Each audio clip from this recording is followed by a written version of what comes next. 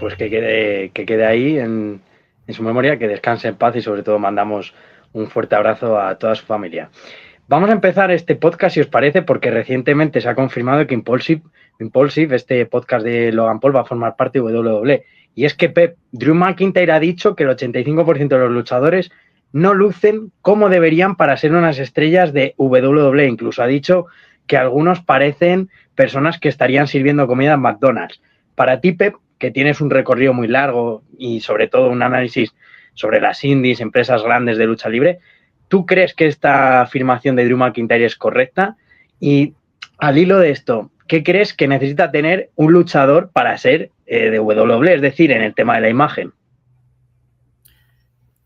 Pues yo creo que es un tema bien complicado, bien complejo, y creo que las personas que defienden ese punto de vista están en su derecho. Al final digamos, hay un estándar de belleza que se ha vendido con los años y que muchas empresas, como son unas empresas, tienen un modelo de negocios que busca generar sostenibilidad, rentabilidad, entonces van a priorizar ciertos perfiles en cuanto a las contrataciones de sus luchadores. Es verdad también que WWE ha tratado de diversificar un poco sobre esto en años más recientes, pero también hemos notado que hay ciertos talentos que han tenido que recurrir a cambios extremos, como recientemente vimos el caso de Gunther, antes conocido como Walter o Big Daddy Walter en las indies. Cuando él entra a NXT UK, pues era otra persona con un físico completamente diferente al que tiene actualmente. En este caso, él se dio cuenta de qué es lo que tenía que hacer para tener mayores oportunidades en el main roster, y cuando se le estaba considerando para hacer el ascenso de NXT al main roster de WWE, él dijo, ok, me voy a poner en forma. Lo hizo y pues le ha rendido frutos. No todos lo hacen. No sabría decir si es necesario que todos lo hagan, porque por ejemplo, capaz no pasa esto en WWE, pero sí en AEW, que hemos visto que personas quizá con cuerpos más grandes, como lo que decía Drew McIntyre, ¿no?, en el podcast, que podrían parecer vendedores de un restaurante de comida rápida, han logrado triunfar. Entonces, creo que ahorita también estamos en un contexto en el que el wrestling es tan variado que al haber tantas opciones de empresas, uno puede encontrar el éxito de otras maneras, pero para triunfar en WWE todavía necesitas tener como esa apariencia, ¿no?, ese estándar que te buscan vender. Y Paul, para ti, ¿estás de acuerdo con las palabras de Pep? Para ti, ¿qué crees que necesita saber o tener un luchador para ser una imagen perfecta para WWE? A ver, en primer lugar, la cuestión de la imagen que quiere vender Drew McIntyre no deja de ser una versión muy ochentera, porque no olvidemos que al final el concepto de Powerhouse poderoso es de la época de Hulk Hogan, es de la época de Ivan Koloff o de Randy Savage.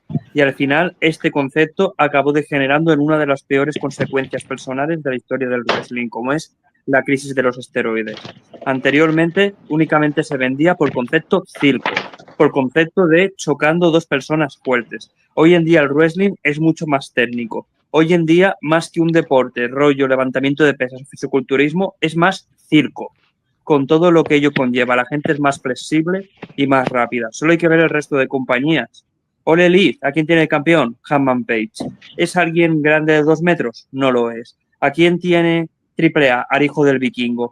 ¿A quién tiene TNA? A Trick Williams. Actualmente este concepto lo tiene que hacer Drew McIntyre porque es un heel tocapelotas que tiene que hacer este papel de tocar las narices y lo está haciendo al puro Hulk Hogan, pero realmente en la práctica no tiene que ver este físico. El caso que ha puesto Pet de Gunther, por ejemplo, es una variación porque Gunther es Powerhouse. Entonces, en un luchador de estilo Powerhouse sí que pega que seas esa musculatura, esa potencia, estilo Batista, estilo Bron Breakker.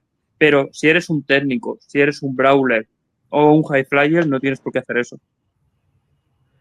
Pues bastante de acuerdo con vuestras palabras. Yo creo que Drew McIntyre está haciendo este papel de heel. Además que ha venido como anillo al dedo, teniendo en cuenta que van a formar parte de la cartera de SummerSlam, siendo equipo, y se enfrentarán a Jelly Roll y el propio Randy Orton.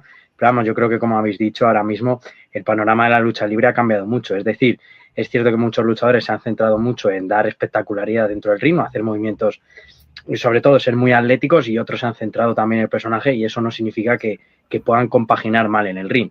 Otra de las